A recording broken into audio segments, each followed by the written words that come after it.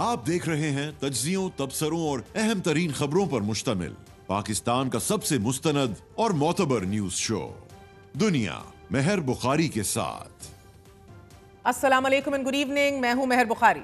जब किसी तनाज़े के दो या दो से ज्यादा फरीक टेबल पर बैठकर कुछ लो और कुछ दो की पॉलिसी पर अमल करते हुए गुफ्तगू करते हैं और मुज़ाकरात की कामयाबी की सूरत सामने आने वाले नतीजे को अपनी जीत करार देते हैं, तो इसे डील, सौदा, मुआहिदा या फिर अरेंजमेंट कहते हैं। फ्रीकैन इसे अपनी अपनी जीत करार देते हैं। डील और ढील में रिलीफ अदालतों से मिलता है, मगर रिक्वायर्ड आशीर्वाद से।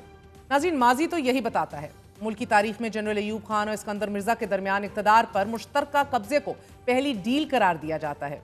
जब सेक्रेटरी दिफा इस्कंदर मिर्जा जनरल अयूब खान को कमांडर इन चीफ बनाए जाने की ना सिर्फ लॉबी करते हैं बल्कि मुकम्मल हमायत करते हैं, और इसके बदले जनरल अयूब खान इस्कंदर मिर्जा को 1958 में 1956 का आइन मुअत्तल करने और इक़्तिदार पर कब्जा जारी रखने में मदद देते हैं। 1951 से शुरू होने वाली ये डील इस्कंदर मिर्जा की तरफ से 7 अक्टूबर 1958 को मुल्क में पहला मार्शल लॉ लगाए जाने और जनरल अयूब खान को चीफ मार्शल लॉ एडमिनिस्ट्रेटर लगाए जाने से होती हुई 27 अक्टूबर 1958 के दिन तक जारी रहती है। नाज़रीन, जब जनरल अयूब खान इस्कंदर मिर्जा को इक़्तिदार से बेदखल करके इक़्तिदार पर कब्जा कर लेते हैं, हम सब वेबसाइट पर छपने वाली आर्टिकल में मारूफ सहाफ़ी इनाम अजीज लिखते हैं कि अयूब खान वैसे तो इस्कंदर मिर्जा के बहुत ज्यादा वफादार थे, लेकिन मुकम्मल इक़्तिदार से कौन कन्नी कतराता है। इनाम अजीज के मुताबिक 3 फौजी जर्नलों का एक वफ्द general KM Sheikh, general AK Burki और जनरल मोहम्मद आजम खान ऐवान सदर रवाना किया जाता है। कहा जाता है कि इस वफ्द ने इस्कंदर मिर्जा को उनकी बरतरफी के फैसले से आगाह किया और उन्हें हुक्म दिया कि वो इसी वक्त अपने चंद कपड़े उठाएं और मुल्क से निकल जाने को तैयार हो जाएं। जब इस्कंदर मिर्जा ने हुज्जत करने की कोशिश की तो जनरल आजम खान ने अपना पिस्तौल निकाल लिया और कहा कि अगर ज्यादा ताखीर करने की कोशिश की तो ये पिस्तौल खामोश नहीं रहेगा। माजूल हुक्मरान इस्कंदर मिर्जा और उनकी अहलिया नाहीद मिर्जा को एक छोटे तैयारे में पहले क्वेटा और फिर वहां से एक और तैयारे में पहले ईरान और फिर बरतानिया भिजवा दिया जाता है। डील और ढील की ये कहानी दूसरी बार 1971 में उस वक्त दोहराई जाती है जब जनरल याया खान और जुल्फिकार अली भुट्टो के दरमियान मुल्क दो लख्त होने के बाद डील होती है। जनरल याया खान इक़्तिदार से अलग हो जाते हैं और जुल्फिकार अली भुट्टो ऑल पावरफुल हुक्मरान बन जाते हैं। कहा जाता है कि इस डील में एक बुनियादी नुक्ता यह था कि भुट्टो जनरल याया खान और उनके साथी जर्नलों के खिलाफ कोई बराह रास्त कार्रवाई नहीं करेंगे, और फिर ऐसा ही हुआ। जुल्फिकार अली भुट्टो ने मुल्क दो लख्त होने की वजूहात जानने के लिए हमीदुर रहमान कमीशन तो बना ली, इसकी रिपोर्ट भी आई, लेकिन वो रिपोर्ट जुल्फिकार अली भुट्टो ने अपने सामने पेश होते साथ ही सील कर दी, क्योंकि डील के जामिन जुल्फिकार अली भुट्टो के करीबी समझे जाने वाले वो जर्नल थे कि जिन्हें जनरल याया खान के इक़्तिदार से हटाए जाने के बाद अहम ओहदे दिए गए। ये डील का हिस्सा ही था कि जनरल याया खान को सिर्फ उनके अपने घर में नजरबंद कर दिया गया, जबकि उनके साथी जर्नलों में से किसी को कोई करार वाक़ई सजा भी नहीं दी गई। जुल्फिकार अली भुट्टो 5 जुलाई 1977 तक मुल्क पर हाकिम रहे। उनके इक़्तिदार और बाद जिंदगी का खात्मा जनरल ज़ियाउल हक ने किया। तीसरी डील की बाज़गश्त फिर जनरल ज़ियाउल हक की वफात के बाद उस वक्त सुनाई दी कि जब 2 दिसंबर 1988 को होने वाले इलेक्शन तो बेनज़ीर भुट्टो जीत गई, लेकिन उनकी हुकूमत उस वक्त तक कायम ना हो सकी कि जब तक बकौल सहाफ़ी हामिद मीर उन्होंने एस्टैब्लिशमेंट से ये डील नहीं कर ली कि वज़ीर ख़ारजा साहबजादा याकूब अली खान और वज़ीर ख़जाना VA जाफरी होंगे। डील में यह भी शामिल था कि जनरल ज़ियाउल हक के ख़ानदान को कुछ नहीं कहा जाएगा। हामिद मीर के मुताबिक ये दोनों साहिबान उस वक्त के सदर गुलाम इसाक़ खान और एस्टैब्लिशमेंट के नामजद करदा थे। इसी डील में यह भी तय हुआ कि बेनज़ीर भुट्टो सदर के इंतखाब में गुलाम इसाक़ खान की हमायत करेंगी, जबकि तहरीक बहाली जमहूरियत यानी कि MRD की जमातों ने नवाबजादा नसरुल्लाह खान को सदारती उम्मीदवार नामजद किया था। 1990 में बेनज़ीर भुट्टो हुकूमत का खात्मा गुलाम इसाक़ खान ने कर दिया, हालांकि वो एक डील के नतीजे में ही सदर बने थे। फिर 1993 में बेनज़ीर भुट्टो और सदर गुलाम इसाक़ खान के दरमियान ये डील हुई कि अगर वो नवाज शरीफ की हुकूमत का खात्मा करते हैं तो पीपल्स पार्टी उन्हें सदर बनाएगी। सदर गुलाम इसाक़ खान ने 58(2)B की तलवार का इस्तेमाल करते हुए नवाज शरीफ की हुकूमत का धड़म तख्ता कर दिया, लेकिन इस बार पीपल्स पार्टी ने गुलाम इसाक़ खान को डिच करते हुए फारूक लगारी को सदर बना दिया। सदर फारूक लगारी एस्टैब्लिशमेंट और बेनज़ीर भुट्टो दोनों के करीब थे, लेकिन फिर सदर फारूक लगारी और नवाज शरीफ के दरमियान एक खुफिया डील हुई और इस डील में सैयदा आबिदा हुसैन ने अहम तरीन किरदार अदा किया। 1997 में नवाज शरीफ 2/3 अक्सरियत के साथ वजीर आजम बन गए। नवाज शरीफ इस कदर ताकतवर थे कि उन्होंने सुप्रीम कोर्ट के chief justice Sajjad Ali Shah, army chief general Jahangir Karamat और सदर फारूक लगारी को हटा दिया। लेकिन फिर किस्मत की देवी सीनियरिटी लिस्ट में तीसरे नंबर पर मौजूद लेफ्टिनेंट जनरल परवेज मुशर्रफ पर मेहरबान हुई और उनको आर्मी चीफ लगा दिया गया। नवाज शरीफ का ख्याल था कि परवेज मुशर्रफ मार्शल लॉ नहीं लगाएंगे बल्कि एक अच्छे आर्मी चीफ होंगे, मगर फिर ऑल पावरफुल नवाज शरीफ की 2/3 हुकूमत का खात्मा इस अंदाज में किया जाता है कि नवाज शरीफ को अटक किले में बंद करके मुस्लिम लीग नवाज का नामो निशान मिटा दिया जाता है। चूंकि जनरल जियाउल हक की जानिब से जुल्फिकार अली भुट्टो को फांसी लगा दी गई थी, बैरूनी प्रेशर में हर गुजरते दिन के साथ इजाफा होता जाता है। जनरल परवेज मुशर्रफ दौर में वजीर आजम रहने वाले शौकत अजीज का मानना है कि मार्शल लॉ लगाए जाने के बाद मार्च 2000 में अमरीकी सदर बिल क्लिंटन ने पाकिस्तान का दौरा महज इस वजह से किया था कि वो नवाज शरीफ की जान बचा सकें। बिल क्लिंटन के इस दौरे में नवाज शरीफ और परवेज मुशर्रफ के दरमियान डील की बुनियाद रखी जाती है और इसी दौरे के बाद परवेज मुशर्रफ नवाज शरीफ की जान बख्शी करने पर राजी होते हैं। पहले नवाज शरीफ को सजाए मौत देने की बजाय उम्र कैद की सजा सुनाई जाती है। फिर सऊदी अरब, लेबनान और अमेरिका की मदद से नवाज शरीफ को दिसंबर 2000 में खानदान समेत बाहिफाजत सऊदी अरब जिला वतन कर दिया जाता है। कहा जाता है कि परवेज मुशर्रफ की जानिब से नवाज शरीफ के साथ मुज़ाकरात जनरल परवेज मुशर्रफ के करीबी साथी तारिक अजीज कर रहे थे और उन्होंने ही दोनों के दरमियान डील में अहम किरदार अदा किया। नाज़रीन, नवाज शरीफ की जिला वतनी के बाद जनरल परवेज मुशर्रफ 2008 तक बिला शिरकत गैर इक़्तिदार पर काबिज रहते हैं। इस दौरान परवेज मुशर्रफ को पीपल्स पार्टी की तरफ से ज्यादा मज़ामत का सामना नहीं करना पड़ता क्योंकि बेनज़ीर भुट्टो पहले ही 1997 से जिला वतनी की जिंदगी गुजार रही होती हैं और उनके शौहर आसिफ अली जरदारी भी अमीन फहीम की सरबराही में पीपल्स पार्टी और परवेज मुशर्रफ के दरमियान मुज़ाकरात के नतीजे में 2004 में जेल से रिहा हो चुके होते हैं। 23 नवंबर 2004 को बीबीसी ने बेनज़ीर भुट्टो को एक इंटरव्यू का हवाला देते हुए कहा कि बेनज़ीर भुट्टो के बकौल आसिफ अली जरदारी की रिहाई से मुशर्रफ मुखालिफ तहरीक पर कोई असर नहीं पड़ेगा, लेकिन अगर हुकूमत कोई मुज़ाकरात करना चाह रही है तो इसमें कोई हर्ज भी नहीं। हुकूमती नुमाइंदे उनके रुफ़काकार से मुसलसल राब्ते में हैं और मुज़ाकरात भी हुए हैं जो अभी तक बेनतीजा हैं। आसिफ अली जरदारी की रिहाई के बाद यह पहला मौका था जब बेनज़ीर भुट्टो ने जनरल परवेज मुशर्रफ के मुज़ाकरात का इंकशाफ किया। ये वो वक्त था कि जब मुस्लिम लीग नवाज और पीपल्स पार्टी के दरमियान इब्तदाई राब्ते इस्तवार हो चुके थे जो आगे चलकर मिसाक जमहूरियत की सूरत सामने आए। 2006 में मुस्लिम लीग नवाज और पीपल्स पार्टी के दरमियान मिसाक जमहूरियत होता है, मगर एक जानिब पीपल्स पार्टी मुस्लिम लीग नवाज से मुज़ाकरात कर रही होती है तो दूसरी जानिब परवेज मुशर्रफ के साथ एनआरओ की डील भी जारी होती है। 2007 में परवेज मुशर्रफ और बेनज़ीर के दरमियान डील हो जाती है और डील में सदर परवेज मुशर्रफ के वर्दी उतारने के एवज तमाम केसेस का खात्मा शामिल होता है। इस डील में वतन वापसी शामिल नहीं होती, लेकिन इसके बावजूद बेनज़ीर भुट्टो वापस आती हैं और जब वो वापस आती हैं तो नवाज शरीफ को वतन वापसी का जवाज मिल जाता है और वो भी पाकिस्तान वापस आ जाते हैं और बेनज़ीर भुट्टो शहीद कर दी जाती हैं। 2007 में परवेज मुशर्रफ के खिलाफ बुकला तहरीक का आगाज होता है। हालात कशीदा होते हैं और यहां एक बार फिर डील की बाज़गश्त सुनाई देती है जब जनरल परवेज मुशर्रफ फौजी वर्दी उतारने पर राजी होते हैं। जनरल इशफाक परवेज कियानी को चीफ ऑफ आर्मी स्टाफ तैनात कर दिया जाता है। जनरल परवेज मुशर्रफ 2008 इंतखाबात के बाद इक्तदार से इस शर्त पर अलहदा हो जाते हैं कि उनके खिलाफ किसी किस्म का कोई केस नहीं बनाया जाएगा और होता भी ऐसा ही है। वो पुरसकून जिंदगी गुजारते रहते हैं। जजेस बहाली की तहरीक में नवाज शरीफ लाहौर से मार्च लेकर इस्लामाबाद की जानिब बढ़ते हैं और जनरल इशफाक परवेज कियानी जब जजेस की बहाली की यकीन दहानी करवाते हैं तो मार्च रस्ते में ही रोक दिया जाता है। कुछ लोगों का ख्याल है कि जजेस बहाली भी एक डील के तहत हुई कि जिसके बदले जनरल परवेज कियानी को मुद्दत मुलाजमत में तोसी और पीपल्स पार्टी को 5 साल इक़्तिदार मिलता है। 2017 तक मामलात चलते रहते हैं और फिर नवाज शरीफ को नैब केसेस में सजाएं सुनाकर 2018 इलेक्शन से फकत 15 दिन कबल वतन वापसी पर गिरफ्तार कर लिया जाता है। 2018 इलेक्शन से कबल भी यह कहा गया कि इमरान खान को एक डील के नतीजे में वजीर आजम बनाया गया है क्योंकि जनरल बाजवा और जनरल फैज हमीद दोनों अपने अपने मुफादात का तहफ़्फ़ुज़ चाहते हैं। लेकिन फिर 2019 को मिस्टीरियस सर्कमस्टांसेस में नवाज शरीफ को बैरून मुल्क भिजवा दिया जाता है।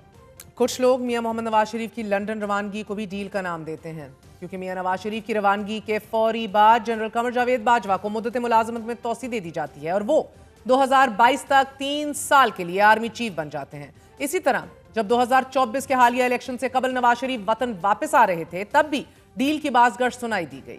कहा गया कि नवाज शरीफ डील के तहत वापस आ रहे हैं। जहां 90 की दहाई को डेकेड ऑफ डील्स करार दिया जाए तो गलत ना होगा। वहीं मुल्क की सियासत में अगर डील और ढील का कैरेक्टर ना हो तो सियासी तारीख हमारी मुकम्मल नहीं होती। ना पहले कभी किसी ने डील या ढील को माना है और ना कभी आज कोई भी मानेगा।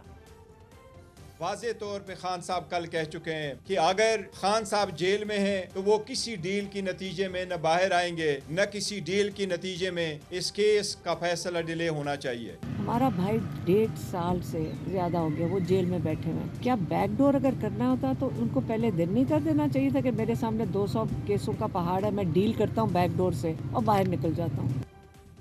नाज़रीन, एक मंजूमे सियासतदान ने एक बार मुझे ये कहा था कि डील करना कोई गुनाह नहीं, सियासतदान का काम बंद दरवाजे खोलना होता है। उसका काम ये नहीं होता कि वो हथियार उठा ले और जान दे दे। मगर एक चीज़ वाज़ेह है, मौजूदा सूरत हाल में बज़ाहिर डील होने के कोई चांसेस और इम्कानात दिखाई नहीं दे रहे। माजी का जामिन आज एक फरीक है, फिर देखना यह भी है कि डील की जमानत देगा कौन, डील की जुजियात कैसे तय होंगी, और सबसे अहम सवाल, डील के नतीजे में फैसला कौन करेगा कि फाते कौन है और मफ्तू कौन। इसी हवाले से बात करेंगे। हमारे साथ मौजूद हैं मोहम्मद जुबैर, PMLN का हिस्सा रह चुके हैं, मुस्तफा नवाज खोखर पीपल्स पार्टी का हिस्सा रह चुके हैं, और सहाफ़ी मुनीब फारूक। बताते चलें, मुस्तफा नवाज खोखर ने डील होती देखी है, मोहम्मद जुबैर ने डील करवाई है और मुनीब ने डील को रिपोर्ट किया है। आप तीनों का बहुत बहुत शुक्रिया। आपसे आगाज़ करूंगी मुनीब, पहले सहाफ़ी का इनपुट ले लेते हैं। क्या इस वक्त डील के इजाए तरकीबी मुकम्मल है या फिर अभी डील तक पहुंचने के लिए बहुत ज़्यादा वक्त दरकार है? देखिए, अभी तो मेहनत हो रही है और बेसिकली वो सबसे ज़्यादा मेहनत कर रही हैं इमरान खान साहब की अहलिया मोहतरमा बुशरा बीबी साहिबा। और जो उनकी मेहनत है वो इस तरह से है कि वो कोशिश कर रही हैं कि किसी न किसी तरह under any circumstances Imran Khan साहब की रिहाई मुमकिन हो। उनके लिए जुडिशल कमीशन 1 या 2 या 3 या कोई और चीज़ या 8 फरवरी का मैंडेट या 26वीं आईनी तरमीम ये मैटर नहीं करता। उनके लिए सबसे अहम बात ये है कि इमरान खान साहब की रिहाई मुमकिन हो किसी भी सूरत में, और वो बहैसियत एक, मैं समझता हूँ जो काबिल तारीफ बात भी है कि बहैसियत एक लॉयल अहलिया के वो इसकी पूरी कोशिश कर रही हैं। और उन्होंने जिन लोगों से भी ज़ाहिर बात है किसी को ताकतवर लोग ही होंगे जिनसे उनके राब्ता है या बात होती है, तो वो जो कुछ कर रही हैं इमरान खान साहब के लिए कर रही हैं। प्रॉब्लम ये है कि जो उनके साथ गुफ्तगू हो रही है वो मुज़ाकरात नहीं है। बेसिकली वो एक इंस्ट्रक्टिव वे में उनके साथ एक गुफ्तगू होती है जिसमें उन्हें बताया ये गया है कि आपके पास लेवरेज नहीं है, यू हैव टू, या इमरान खान साहब इन सो मेनी वर्ड्स ये है कि he has to concede on a lot of things. और अगर वो चीज़ों को मामला फहमी से देखेंगे तो फिर तो हालात बेहतर हो सकते हैं। जुबैर साहब, आपने डील या अरेंजमेंट करवाई थी, आप एक प्रोसेस का हिस्सा थे, क्या उस वक्त भी इतनी ही तलखियां थी, इतनी ही शिकायत थी, इतनी ही बदएतमादी थी, या आप ज्यादा हैं? मेरा ख्याल है कोई मुवाजना नहीं है, उस वक्त बिल्कुल भी नहीं थी। इस तरह की तलखियाँ नहीं थी। ये तलखियाँ, अभी मुनीब का मैं एक प्रोग्राम देख रहा था और मैं टोटली एग्री करूँगा कि इस वक्त जो तलखियाँ का लेवल है, उन्होंने तो ये नहीं कहा था मुनीब ने, बट उन्होंने ये सिर्फ कहा था कि ये शदीद है और उसकी शिद्दत में इजाफा ही हो सकता है, कम नहीं आ सकता।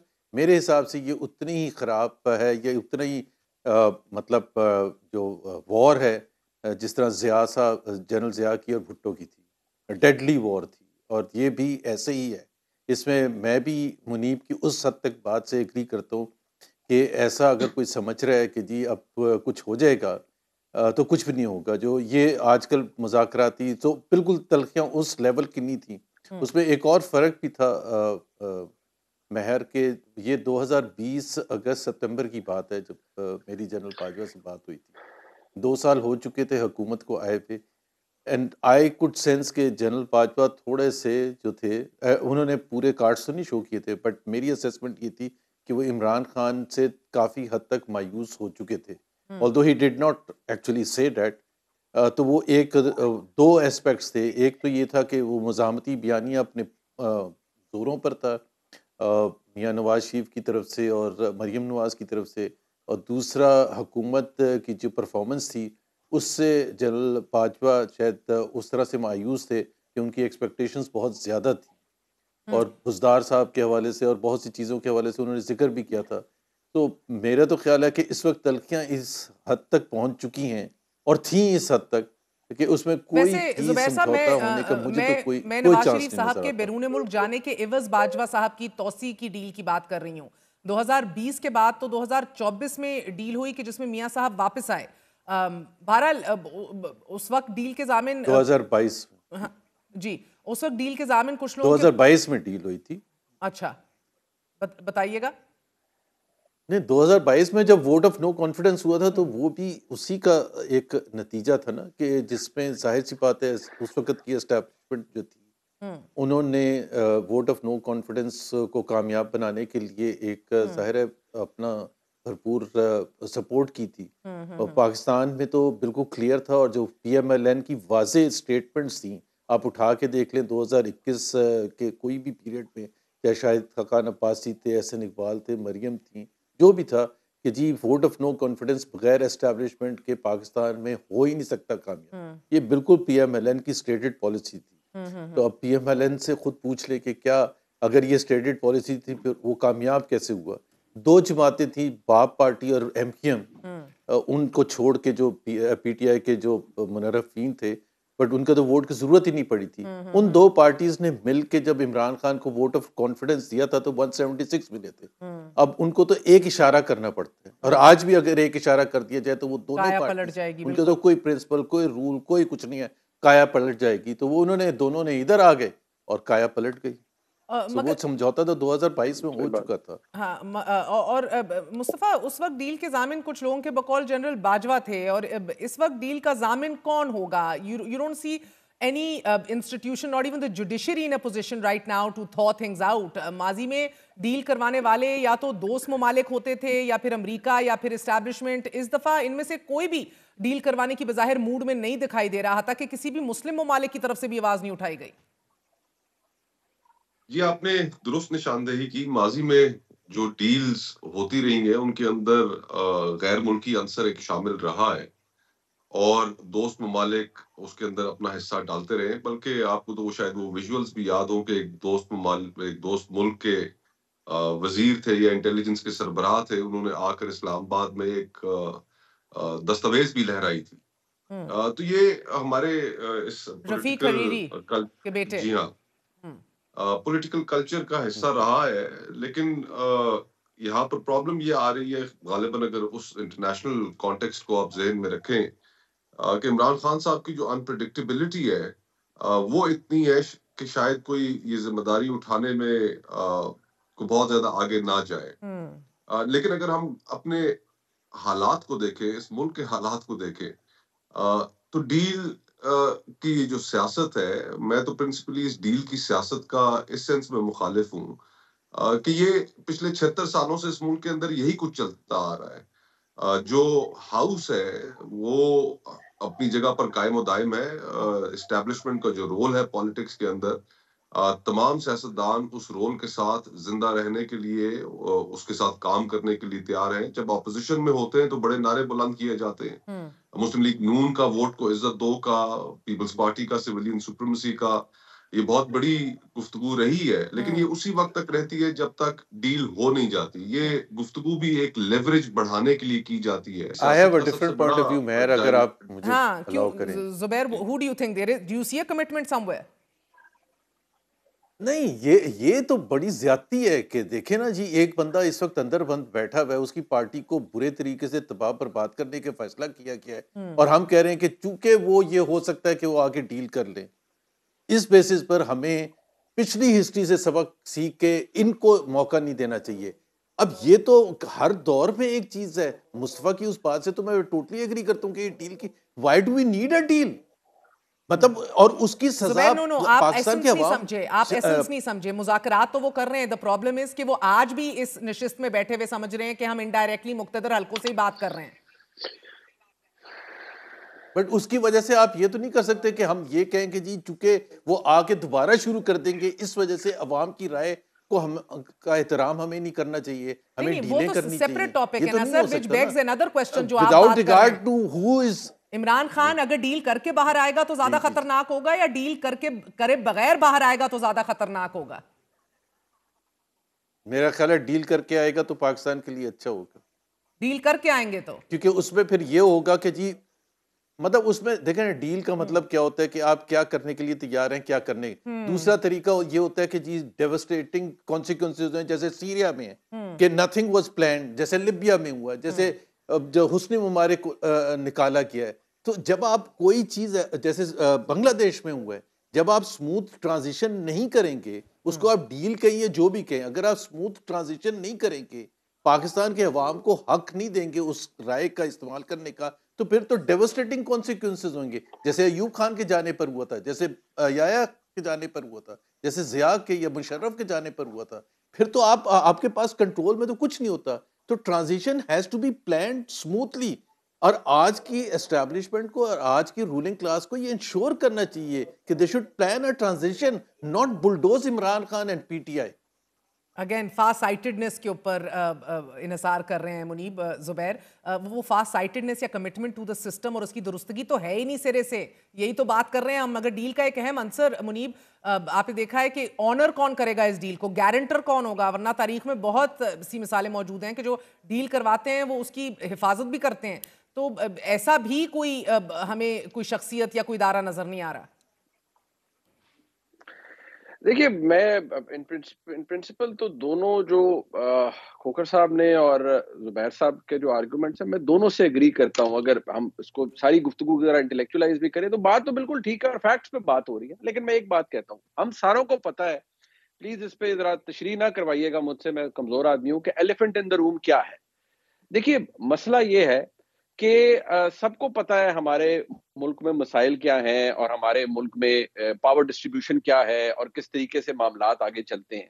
इस वक्त इशू ये है, सिर्फ मुझे अलाउ कीजिएगा कि देखिए, जब 2022 हुआ ना, तो मेरे जैसे किसी बंदे ने कहा हमसे, आदमी ने, कि यार आप अब पीएमएलएन के दोस्तों को कि भाई बहुत हो गया, ठीक है, आपने स्कोर सेटल हो गया है, अब आप हुकूमत पे आ गए, तो अब ये चीजें यहाँ पर रुक जानी चाहिए और फॉरवर्ड लुकिंग अप्रोच होनी चाहिए, आगे बढ़े, ये इंतकामी सियासत बहुत होगी। तो उन्होंने कहा यार आप अपनी ये जो फिलॉसफी है ना, इसको अपने पास रखें, आप ये हमारे ऊपर मत झाड़ें। वो इसलिए कि भाई ये स्कोर तो तब सेटल होगा जहां से हमारे साथ काम शुरू हुआ था। जिसने हमारे साथ किया था पहले वो पे बैक करेगा, और जब वो पे बैक करेगा तो वो अमिताभ बच्चन ना बने इमरान खान साहब के, जहां वो खड़े हो और वहां से लाइन शुरू हो। लाइन वहां से शुरू होगी जहां हम खड़े हो। मगर जुबैर, ख्वाजा आसिफ साहब के मुताबिक हम मुज़ाकरात के हक में हैं, मगर वो कहते हैं कि मैं मुखालिफ तो नहीं हूं, लेकिन पीटीआई की बेसब्री को हाईलाइट कर रहे हैं बार बार। वो कह रहे हैं कि हमें वो किसी भी खातिर में नहीं लाते थे, अब उनके तवस्सुत से इस्टेब्लिशमेंट से बात करना चाहते हैं, हमारे तवस्सुत से हमें यूज करते हुए। मैं बार बार पूछ रहा हूँ, ख्वाजा साहब कह रहे हैं कि जो हमसे हाथ नहीं मिलाना चाह रहा था उसको अब क्या हुआ है? So I mean they do realise के they are just a vessel जिसके थ्रू वो पावर्स दैट बी के पास जाना चाह रहे हैं या बात करना चाह रहे हैं। Are you been a part of PMLN? PMLN क्या सोच रही है अभी, क्यों ये बैठक लगाए बैठी है? देखिए पीएमएलएन में अभी दो ग्रुप्स हैं। एक हॉकिश ग्रुप है जिसका आपने जिक्र किया, ख्वाजा आसिफ है, मरियम नवाज हैं, ये हॉक्स हैं और ये हॉक्स पीटीआई के हवाले से हैं और ये चाहते हैं कि पीटीआई नीस्तो नाबूद हो जाए, वो ख़त्म हो जाए, उनका जनरेशन्स भी याद ना करें कि हु इमरान खान वाला। बिल्कुल ये ऐसा ही मौक़िफ़ है उनके लिए, and they are the hawks. दूसरी तरफ इरफान क्या नाम है उनका, जो नेगोशिएटिंग टीम का सदीकी, उस किस्म के लोग हैं जो चाहते हैं कि जी ठीक है, सबको मिल के चलना चाहिए, बावजूद इसके कि हाँ हमारी हुकूमत जैसी भी बनी है पीटीआई को एक्सेप्ट कर लेना चाहिए, लेकिन वो उस किस्म की पॉलिसी नहीं रखते हैं। सो वो दो मुख्तलिफ ग्रुप्स हैं। शहबाज शरीफ एक ज़माने में कंसर्वेटिव सियासत करते थे, लेकिन he has also become part of the hawkish group, और उनकी वजह बिल्कुल क्लियर है कि अगर वो हॉक ना हो तो अपनी तो वजीर आजम ना हो, वजीर आजम की कुर्सी तो नहीं छोड़ना है, ठीक है, वजीर आजम ना हो। सो उनके लिए बिल्कुल ये एक रास्ता जो कि अभी मुस्तफा ने जिक्र किया था, इसका मैं पहले भी, जब लोग पूछते हैं कि तरीका क्या है, देखें 2006 में जब चार्टर ऑफ डेमोक्रेसी साइन किया था, दो मेजर पार्टीज ने किया था, पीएमएलएन और पीपल्स पार्टी।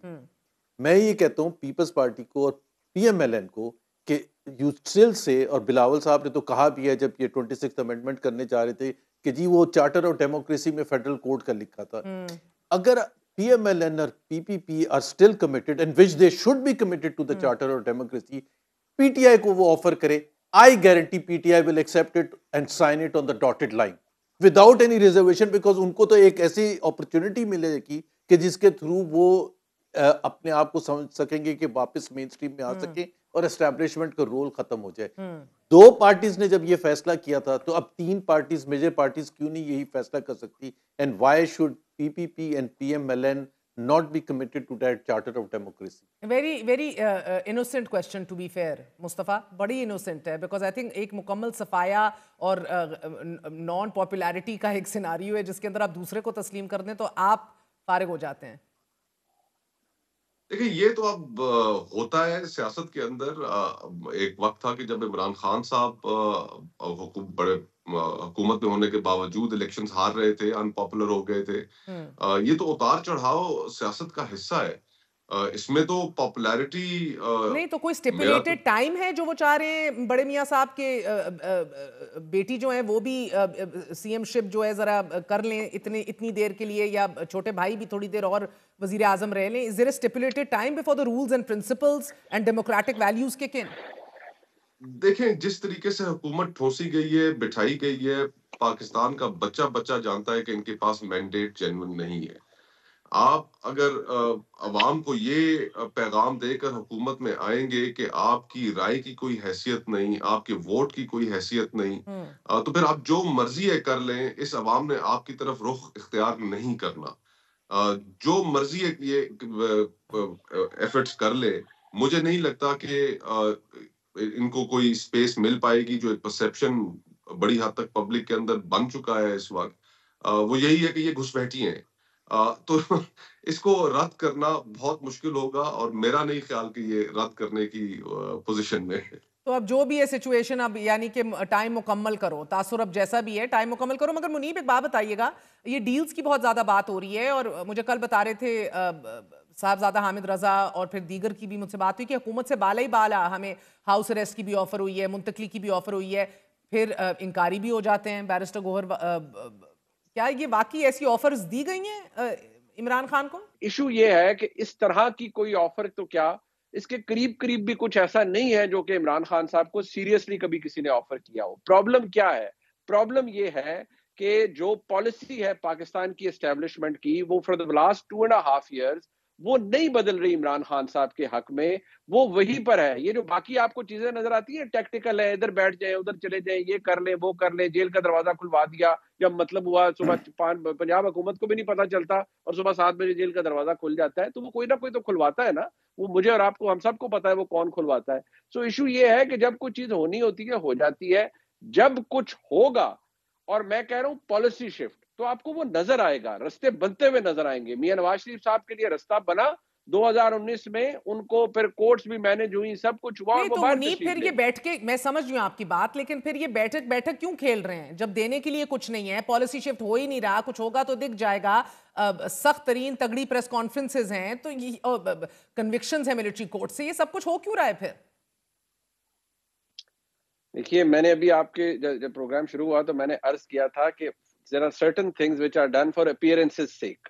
तो गॉड से ये जो हो रहा है सिर्फ अपीयरेंसेस से, इससे तो नजर आ रहा है रोज की हुकूमत के पल्ले ही कुछ नहीं है। मैं नहीं, आप एक बात इससे तो मजीद मुझे लगता है कि शर्मिंदगी होनी चाहिए इनको। नहीं, हुकूमत को कोई शर्मिंदगी नहीं है, यकीन माने, मैं इंफॉर्मेशन के बेसिस पे कह रहा हूँ। वो रोज रात को बैठकर बगले बजाते हैं, क्या लगाते हैं कि देखो असी अज दा दिन असी की कीता और देखो असी खान दी कंड लवाती, ये कर, मतलब दैट्स हाउ दे अपनी एक्सुबरेंस जो है वो इस चीज से जाहिर करते हैं। इशू ये है, मैं दोबारा आपसे कहूंगा कि असल बात वो है जो बुशरा बीबी साहिबा कोशिशें कर रही हैं, अल्लाह उनकी कोशिशें, मैं तो देखे मैं तो नेक खैर के काम में दुआ ही करता हूँ ना कि उसमें अल्लाह ताला बरकत डाले और कोई मामलात तस्फिये की तरफ चले जाए। नहीं तो मैं आपको बहुत एहतियात से अर्ज करूंगा कि अगर किसी का ये ख्याल है कि जी बहुत कुछ हो गया, अभी मजीद क्या हो सकता है, तो यकीन माने अभी बहुत कुछ हो सकता है, अभी तो कुछ भी नहीं हुआ। वाओ जुबैर, ये बहुत कुछ हो सकता है, अभी तो कुछ भी नहीं हुआ। मेरा मतलब है कि ये एक मॉर्बिड खबर सुना रहे हैं मुनीब के, बाकी दिल सहम सा जाता है कि अभी और मजीद बहुत कुछ हो सकता है। और sir I think the real tragedy is also, इतने मंजे हुए सियासतदान, इतने बड़े इतने तजर्बे वाले लोगों को आपने एवी परसेप्शंस के लिए लगाया हुआ है, आगे लगाया हुआ है। बिल्कुल परसेप्शन के लिए, और ये कुछ डोमेस्टिक उसके लिए, और ये कोई अमेरिकन पॉलिटिक्स के हवाले से भी है कि ये जी बातचीत हो रही है तो किस चीज़ का प्रेशर डालने की बात कर रहे हैं आप पाकिस्तान की हुकूमत पर। दूसरी बात ये जो मुनीब ने खुद कहा, the tragedy and the real tragedy is के उन्होंने कहा कि मोहसिन नकवी जो हैं वो हैं सब कुछ। अगर वो सब कुछ हैं पाकिस्तान के करता धरता तो मैं तो नहीं एक्सेप्ट कर सकता। मेरे लिए तो ये रियल ट्रेजिडी की बात है पाकिस्तान में कि मोहसिन नकवी पाकिस्तान की डेस्टिनी का फैसला कर रहे हैं। महर देयर आर टू थिंग्स, एक तो ये है कि बिल्कुल सही बात है जिस तरह मुनीब ने भी कहा कि, और जो आप भी कह रही हैं कि क्या हम कर सकते हैं, वो बात नहीं है। राइट को राइट ही कहना चाहिए और रॉन्ग को रॉन्ग ही कहना चाहिए। एटलीस्ट हम ये तो कर सकते हैं। ठीक है, ठीक है। अगर और कुछ नहीं कर सकते तो ये तो हमारा फर्ज बनता है कि हम ये कहें कि जी ये देखिए मोहसिन नकवी, मैं आपको बता देता हूँ और याद बोले जब 26वीं अमेंडमेंट हो रही थी तो मौलाना फजलुर रहमान का जो घर था वो सेंटर ऑफ ग्रेविटी था। लोग आ रहे थे जा रहे थे, बिलावल भुट्टो वहाँ कुछ 10-15 दफा आए होंगे, इसाक डार साहब, दूसरे लोग जो सारे रेलिवेंट लोग थे रूलिंग पार्टी के। लेकिन एक और शख्स सबसे ज्यादा दफा आते जाते थे, वो थे मोहसिन नकवी। ना वो लॉ मिनिस्टर हैं, ना वो लॉयर हैं, ना उनका बैकग्राउंड है लीगल का कोई, लेकिन वो सबसे ज्यादा दफा आते थे। तो अब ये पाकिस्तान के आइन को तब्दील करने की बातें हो रही थी, बाहर आ रहे थे। नहीं तो दाखला है तो वो तो दाखला का तो कोई ताल्लुक ही नहीं है। आप खुद बताएं, क्रिकेट भी हेड कर रहे हैं, है या नहीं है? उस हवाले से भी कोई मुशावरत क्रिकेट भी हेड करें, चले क्रिकेट का तो उनको शौक होगा, हर पाकिस्तानी को शौक होता है, मुझे भी शौक है। तारिक अजीज होंगे, जनरल मुशर्रफ को तारिक अजीज साहब इतने अजीज थे, इतने प्यारे थे, ये भी किसी के तारिक अजीज होंगे। आप क्यों? मार्शल लॉ था ना, मिलिट्री रूल था, होंगे क्या? Not that I accepted it, but at least there was this justification. अच्छा, मुझे मुस्तफा बताइएगा, आपको ये, क्योंकि इमरान खान ने फिर कह दिया है कि अगली नशिस्त में जुडिशल कमीशन ना बनी तो ये टॉक्स आर ऑफ। आपको रियलिस्टिकली, क्योंकि इस सिस्टम में तो गुंजाइश नहीं नजर आ रही इमरान खान की रिहाई की as of right now, judicial commission बनते देख रहे हैं आप या वो भी इख्तियारात नहीं है?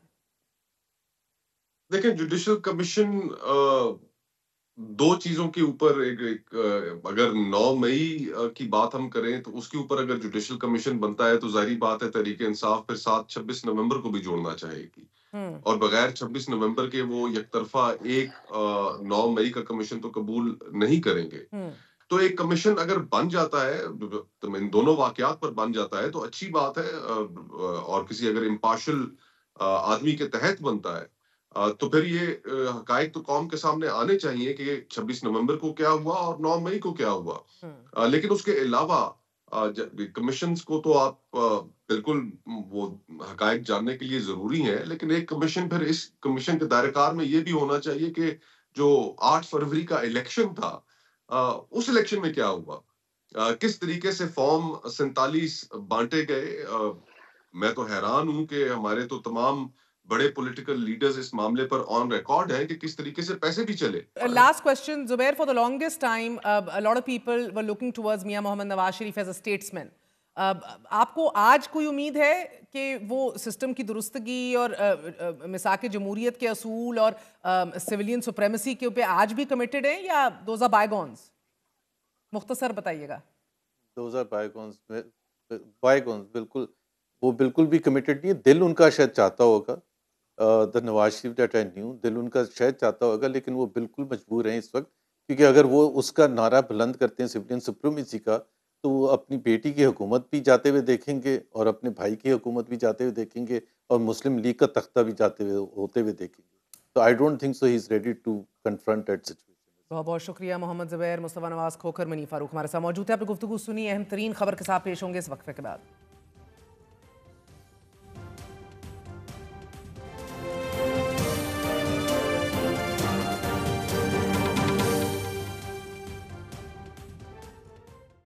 पाकिस्तान में पोलियो और HIV के केसेस में खतरनाक हद तक इजाफा हो चुका है। जुलाई में जारी करदा अक़वाम मुत्तहिदा की एक रिपोर्ट के मुताबिक पाकिस्तान उन 11 मुमालिक में से एक है कि जहां HIV सबसे ज्यादा फैल रहा है, और पाकिस्तान का शुमार उन 5 मुमालिक में भी होता है कि जहां HIV वायरस के शिकार अफराद में से निस्फ को अपने अंदर मौजूद इस बीमारी का सिरे से इल्म ही नहीं है। एड्स में मुब्तला 15 साल से ज्यादा उम्र के अफराद की तादाद 2,10,000 रिपोर्ट हो रही है, जिनमें 41,000 खवातीन और 1,70,000 मर्द हैं। 15 साल से कम उम्र बच्चे कि जिनके जिस्मों में एड्स के वायरस की तस्दीक हो चुकी है की तादाद 4,600 है। अलमिया ये है नाजरीन के चंद दिन कबल ही जनूबी पंजाब में वाक़ सूबे के सबसे बड़े सरकारी अस्पताल में 30 मरीजों में HIV वायरस की तशखीस हुई है। मामूल की बुनियाद पर डायलिसिस करवाने वाले एक मरीज की HIV के बायस मौत के बाद अस्पताल इंतजामिया को यह मालूम हुआ कि HIV मरीजों के लिए मुख्तस 3 डायलिसिस मशीनों को उन मरीजों के लिए इस्तेमाल किया जा रहा था कि जिन्हें HIV का मर्ज लाहक ही नहीं था। शर्मनाक बात यह है कि जब अस्पताल इंतजामिया को इदराक हुआ कि उनसे गफलत सरजद हो गई है तो उन्होंने मुबैना तौर पर अपनी गफलत पर पर्दा डालने की कोशिश की। खबर फैलने पर मरीजों ने निश्तर अस्पताल से ही HIV टेस्ट करवाया तो वो मंफी आया। मरीजों ने निजी लेबोरेटरी से दोबारा टेस्ट करवाया और उसके नताइज मुस्बत आ गए।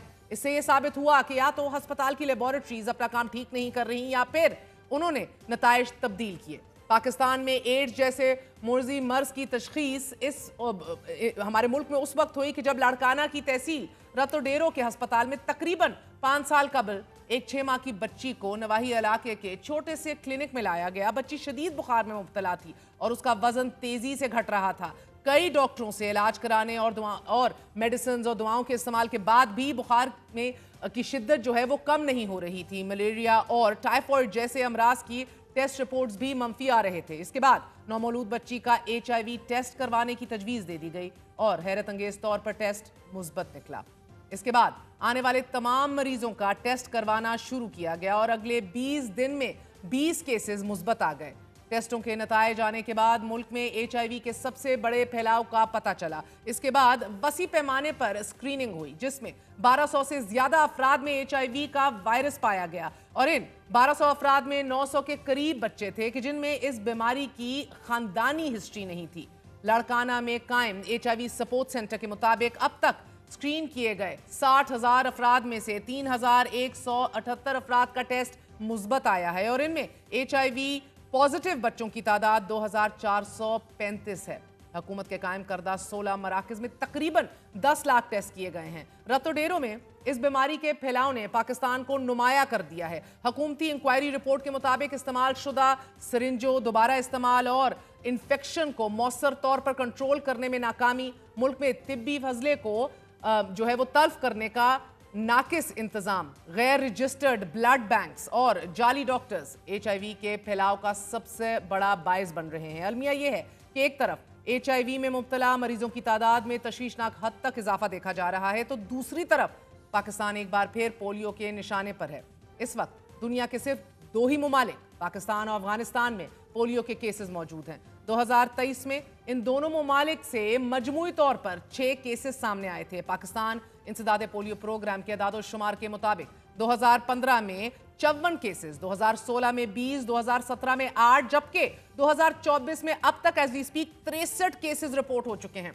सबसे ज्यादा यानी कि 20 केसेस सूबा बलूचिस्तान में सामने आए हैं। बलूचिस्तान में पोलियो वायरस से मुतासरा बच्चों में से 3 की मौत भी हो चुकी है। इसके अलावा 12 केसेस सिंध, 5 खैबर पख्तूनख्वा जबकि पंजाब और इस्लामाबाद से एक केस रिपोर्ट हुआ है। बलूचिस्तान समेत पाकिस्तान से पोलियो के मुकम्मल खात्मे में एक बड़ी रुकावट वालिदैन की जानिब से बच्चों को पोलियो के कतरे ना पिलवाना है। कल्चरल हिंड्रेंसेस एज यू से। इस अरसे में मुतअद्दिद बार पोलियो वर्कर्स पर जानलेवा हमले भी हुए हैं। सरकारी दादोशुमार के मुताबिक गुज़िश्ता 30 साल में 200 से जायद पोलियो वर्कर्स और उनकी हिफाजत पर मामूर पुलिस एहलकार हलाक हो चुके हैं। पोलियो और एड्स के बढ़ते केसेस इस बात का गमाज है कि हमारा सेहत आमा का शोबा कितना संगीन बीमार है जिसका इलाज वक्ती तौर पर बनाई गई तहकीकाती कमेटियां, सेहत के फर्जी मराकज़ हों, कार्ड्स हों, ये सब कुछ नहीं कर सकता। Is the government really giving the necessary focus and attention to this? बात करेंगे हमारे साथ 2 सीनियर मारूफ रिपोर्टर्स, जर्नलिस्ट वकार भट्टी साहब और आसिफ चौधरी साहब मौजूद हैं। आप दोनों का बहुत बहुत शुक्रिया। वकार भट्टी साहब, बताइएगा कि मुल्क में 27 जनवरी 2022 को वो तारीखी दिन था कि जब तवील एक जद्दोजहद के बाद हमने देखा पहली मरतबा 12 माह के दौरान वर्ल्ड पोलियो वायरस का एक भी केस रिपोर्ट नहीं हुआ था और इससे कबल 2021 में भी पूरे मुल्क से सिर्फ एक केस रिपोर्ट हुआ जो बलूचिस्तान से सामने आया। एक साल पर मुहित अरसे के दौरान वकार साहब कोई केस सामने ना आने पर पोलियो फ्री पाकिस्तान का ख्वाब पूरा होते हमें दिख रहा था। And it was exuberance. Pakistan में पोलियो के खात्मे का प्रोग्राम तो 3 दहाइयां पहले 1994 में शुरू हो गया था। What happened? ये क्या हो रहा है हमारे साथ? बहुत शुक्रिया। देखिए महर, हम पोलियो के खात्मे के करीब कई दफ़ा गए हैं लेकिन उसके बाद जो है वो फिर दोबारा से हम वापस उसी मकाम पे आ जाते हैं। कोविड के दौरान जो है हमारी परफॉर्मेंस हालाँकि बुरी होनी चाहिए थी, ज़्यादा फोकस जो था वो कोविड के खात्मे पर था या उसके मैनेजमेंट पे था। लेकिन उस दौरान जो है वो एक तो हमें मौका मिला, हमने वैक्सीनेशन इतनी अच्छी की कि हम जो है वो तकरीबन करीब थे कि हम इसको इरेडिकेट कर दें। जिस तरह पॉलिटिकल इनस्टेबिलिटी और कंटिन्यूटी ऑफ पॉलिसीज नहीं है हमारे मुल्क में, वही सेहत के शोबे में भी यही होता है। एक तो ये कि चेंज हो जैसे गवर्नमेंट चेंज होती है, तो वो लोग जो कि पोलियो प्रोग्राम को रन कर रहे होते हैं, उन्हें चेंज कर दिया जाता है। जब पीटीआई गवर्नमेंट आई तो उस वक़्त जो है ये चेंज की गई, इसकी लीडरशिप चेंज की गई। नून लीग की गवर्नमेंट के बाद जब पीटीआई की गवर्नमेंट आई और उसके नतीजे में जो है वो ऐसे लोग आए जो कि इस काबिल नहीं थे कि वो उस प्रोग्राम को रन कर सकते और उनकी जो जिस तरह की उनकी परफॉर्मेंस थी उसके नतीजे में ये दोबारा हमारा प्रोग्राम जो है वो डिरेल हुआ। वजह सिर्फ एक है कि बच्चे जो है उनको पोलियो के कतरे नहीं पिलाए जाते जिसके नतीजे में उनमें इम्यूनिटी नहीं डेवलप होती और वो बीमार होते हैं। तो यही हुआ। एक साहब जो है वो शहजाद बेग साहब जो है डॉक्टर शहजाद बेग, वो शायद उनको यहाँ पे लाया गया नाइजीरिया से। वो पाकिस्तान में अकाउंटेबल भी नहीं थे, गवर्नमेंट ऑफ पाकिस्तान के एम्प्लॉय भी नहीं थे, वो डोनर एजेंसीज के एम्प्लॉय थे।